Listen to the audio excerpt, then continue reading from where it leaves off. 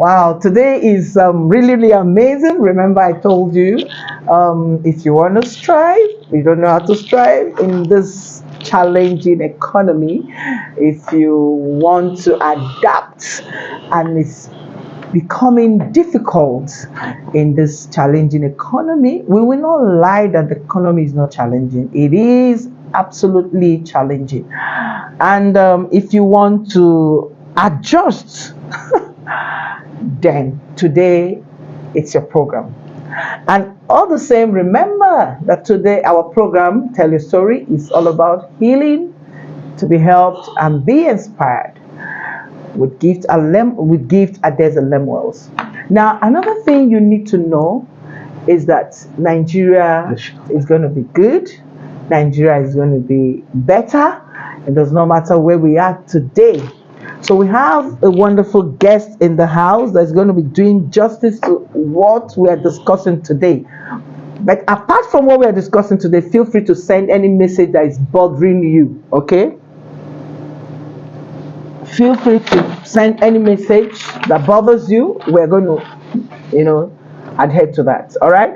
So I have with me Mr. Ina, or is it, what title do you prefer? Honorable? I'm not an honorable. I'm a regular Nigerian. Mr. Ina. I don't want, Okopi Ago. Now, he told me not to call his surname Ago like Igbo would do, but I told him this is Nigeria.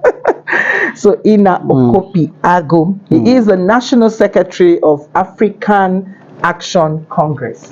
So, being a politician in the house, I'm sure you should be able to tell us how to strive, how to adjust, and how to make it. All right, you're welcome, sir. Thank you very much, Doc. So, thank you very much. How we can strive and adjust in this economy.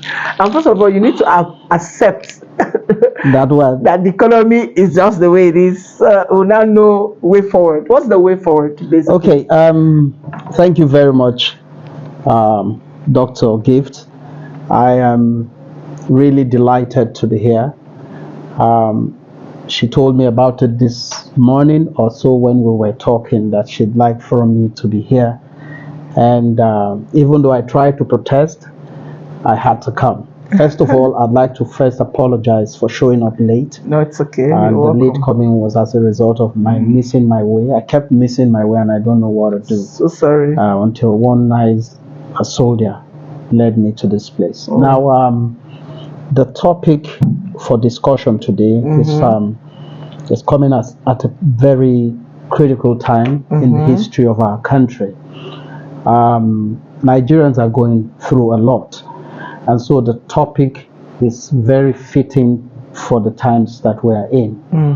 People are struggling across the country, and to even think that this is in addition to the security situation in the country. And I'm sure that you cannot begin to talk about this topic without looking at it from two sides. First of all, the resilience would have to come by some actions from the side of government and, of course, the people. To buttress this, I'll tell you a short story, and we'll do a comparison of how those people went through their own challenging times in the 70s. In the 70s. The country we're going to talk about that I'll reference right now is China.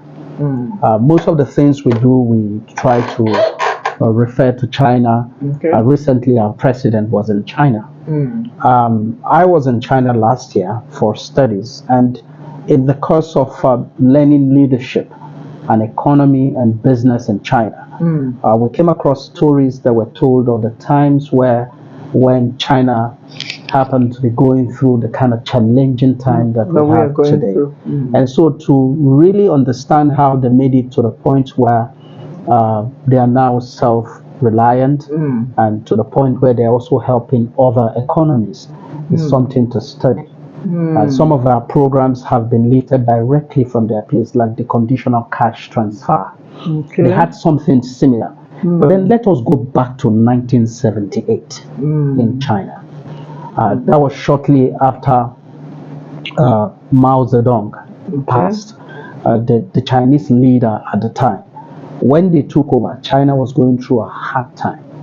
Now, in that time, if you need to get married in China, you need to have 3 things: a bicycle, the bicycle, you need a sewing machine, and then maybe radio or television. Okay, if you don't have them, what happens? That is like the condition for a man. When you get those things, you say then you're you're a ready. Full-grown man. You're ready to take care of the family. A bicycle, sewing machine, radio, and a radio, so or television. You can hear at least because there were constant broadcasts coming from the government on how to adjust. That was the point where after Mao Zedong died, then Deng Xiaoping, that's his name. He took over from there. As at the time he took over and Mao died in 1978, the GDP of that country, the country you know as China today, was just 100. The GDP per capita was $178. Even as at that time for a country, $178. And $78 per capita. He was that poor. But as soon as he came in, he began to open up China. He realized that they could not exist all by themselves. And to make China delicious, to use the word, to other people, attractive, he began to open up China. And even internally, the one thing they also did was to remove agriculture from the hands of the federal government. And allow this, what you call the local government now, to manage agriculture. And then once they began to do that, there was now a system of sharing, where if the government allows you to do it, you produce a certain portion of what you produce is allowed for the center to go to the center, and the central government does as it wishes with it, which is either to put it in a strategic reserve or sell it and begin to earn foreign exchange. They moved from there to a point where they began to add value to what they produce by not just selling their things abroad. But then you cannot do this in isolation. There has to be security. Even though they had those challenges at that time, they were able to surmount it. And then from 1978, like I said, the GDP per capita for China was just a paltry $178. $178. Guess how much it is today? How much is it? 12,000 plus per capita. Wow. Their GDP as a country, not per capita, now is about 17 trillion dollars, because they began to get to a point where they started producing. And which was $158. 178 at the time. Between 1978 and that 2000, was really poor. That was poor. Extremely now poor. Let me tell you how they lived around that time.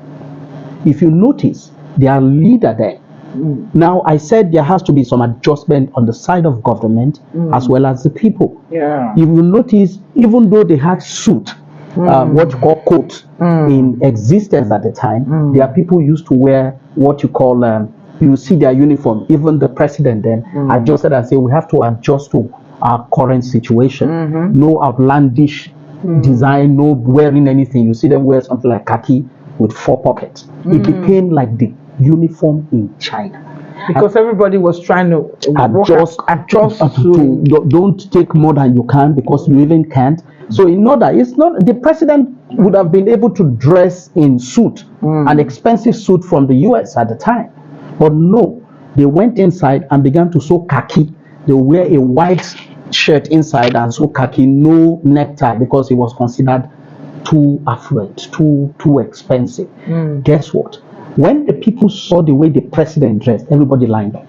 Wow. It became the dressing. To this day, except now that China has now become so rich, you'll see them wear their black trouser and white top, either short sleeve or long sleeve, and their suit, as they began to get better, without even necktie. I say this story to buttress what the government did on its part to adjust to the situation of that time. So the government adjusted, and then the people followed suit. Good. Now, there's something I not told you before. I, as a former army brat, my father was in the army. I knew how it was when the structural adjustment program was in force. Everybody tightened their belt. We were so lucky at the time that the schools in the barracks were free of charge. You really didn't need to pay anything. And then there were no proliferation of private primary schools and secondary schools like you have today. They had them. But even then, you could not charge so much as to not drive people to go to the secondary school, because even the secondary and primary school had quality.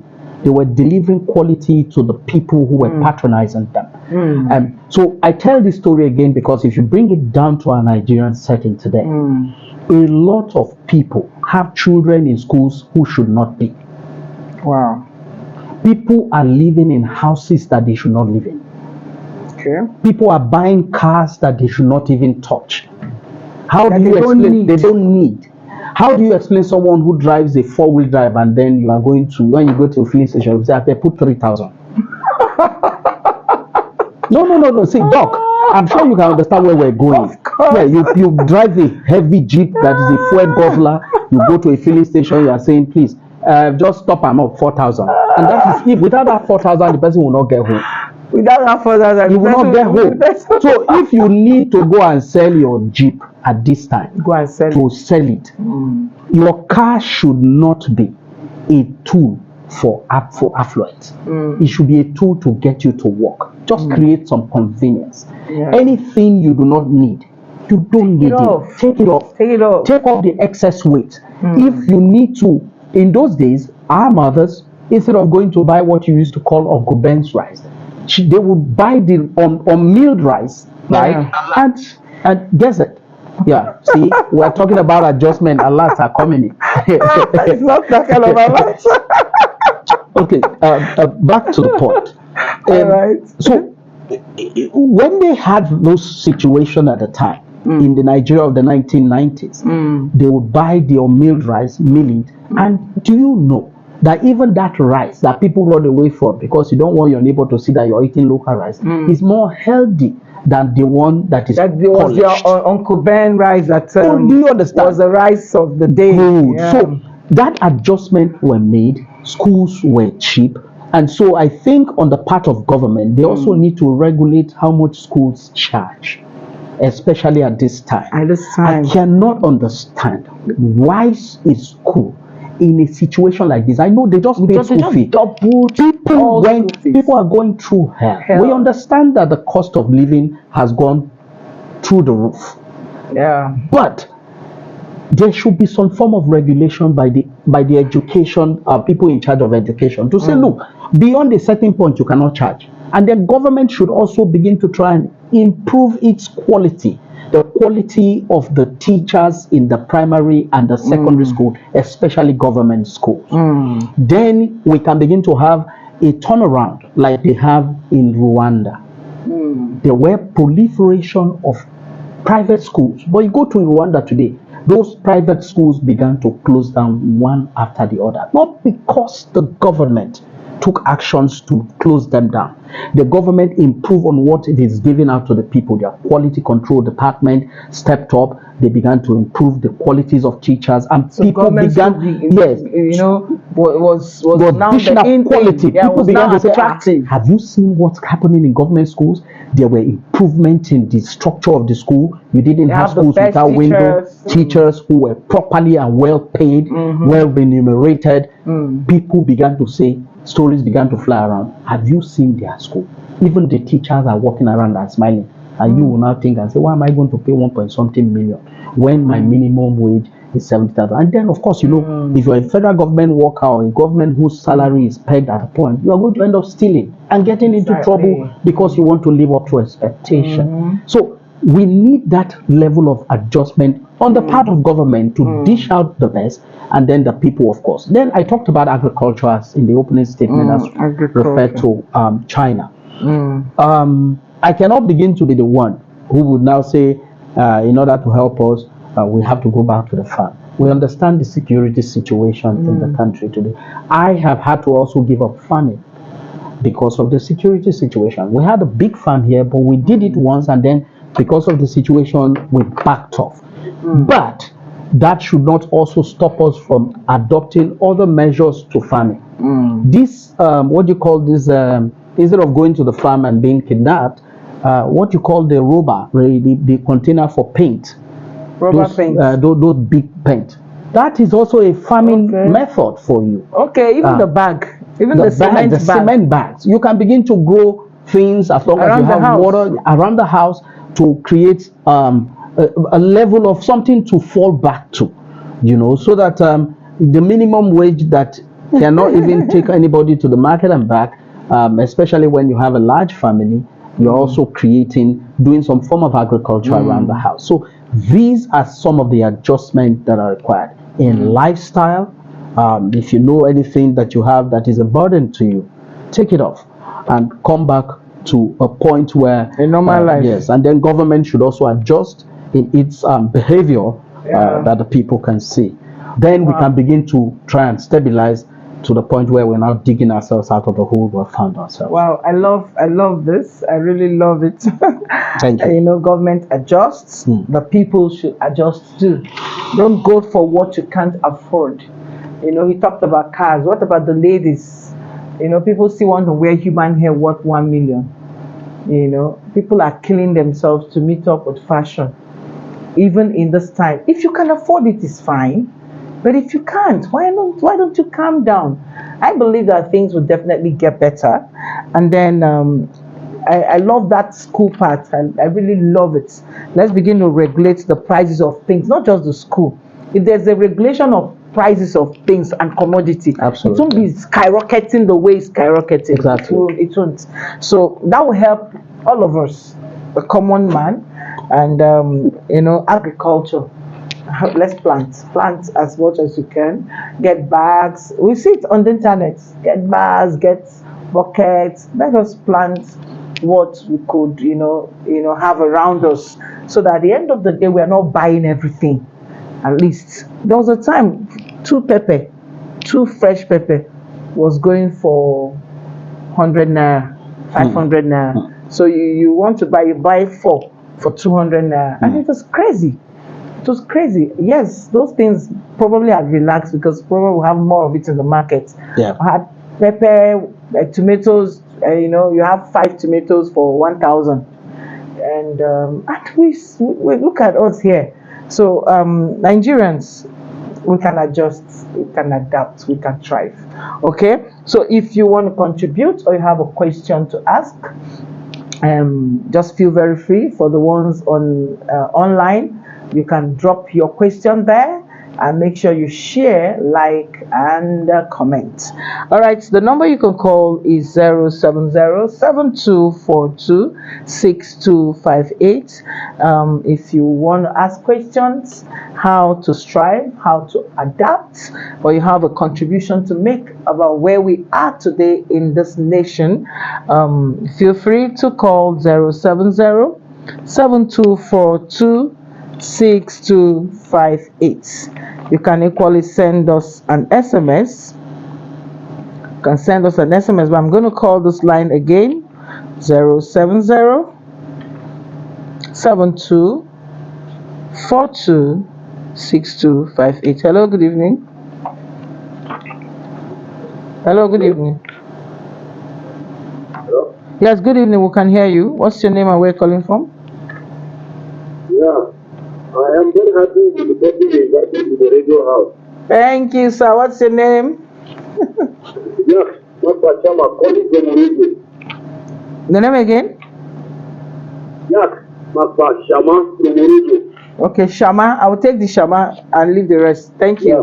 Contribute, please. Yeah, I am very happy with the person you invited to the station. Yeah, thank you so much. He spoke well. And we expected if federal government is using the whole this year or this information, they will tidy it up and put it in place where we go. Like my friend talking to you, I have a very good plan that will help you in Nigeria when we take a station. I am making irrigation as well because I have no water in my farm. So what support? You understand? Agriculture is one of the things that could have seen this country very well. We have a large land and God has blessed our land. So we ignore it. Even when we are ready, most of us fertilizer very costly. So these are some of the issues.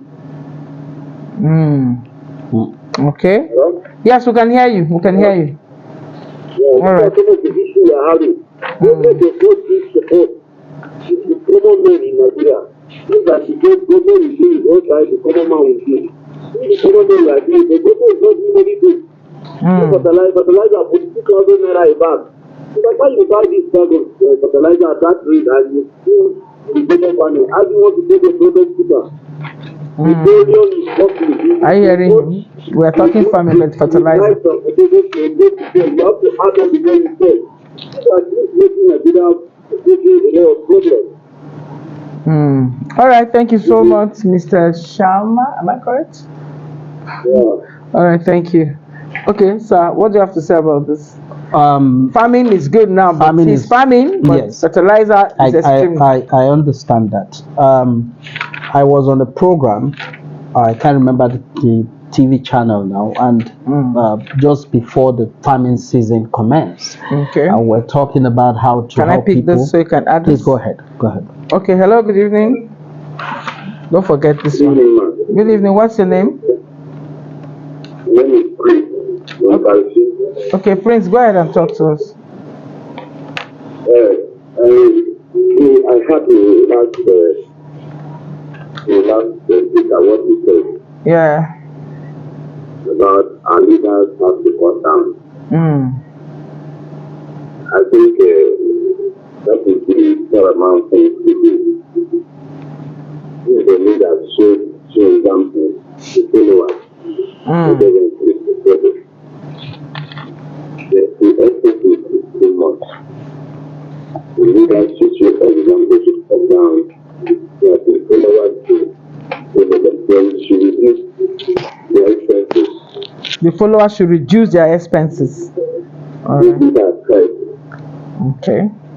Yeah, when the leaders show example, the followers will follow suit. Just like what happened in China. Yes, we are good. I'm just so good. Okay. Thank you very much, Mr. Prince. God bless you.